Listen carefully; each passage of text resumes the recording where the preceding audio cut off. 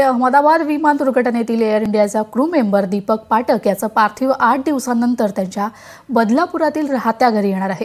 कात्रप परिसरातील रावल कॉम्प्लेक्स या परिसरात दीपक आपल्या कुटुंबियांसह राहत होता। गुजरातहून विशेष विमानाने दीपकचं पार्थिव मुंबईत दाखल झाले। त्यानंतर पार्थिव काही वेळातच मुंबईहून बदलापुरातील राहत्या घरी दाखल होईल। आमचे प्रतिनिधी किरण तेलगोटे यांनी इथल्या परिस्थितीचा आढावा घेतलाय।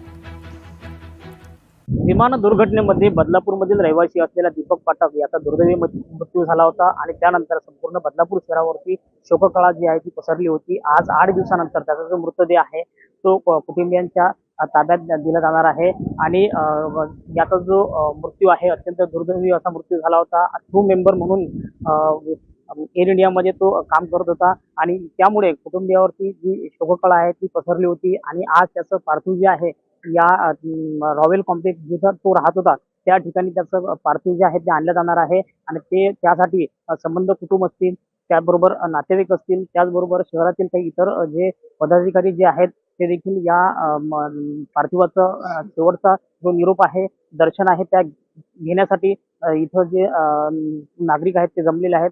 आपण पाहू शकता की संपूर्ण कुटुंबियावरती शोककळा जी आहे ती पसरलेली आहे आणि अखेरचा निरोप देण्यासाठी जे नातेवाईक आहेत ते देखील इथे आलेले आहेत। आता थोड्याच काही वेळामध्ये अंत्यसंस्कार जे आहेत ते होणार आहेत। किरण तेलगोटे, लोकशाही मराठी, बदलापूर। लोकशाही मराठी ऐका, पहा, जागरूक रहा।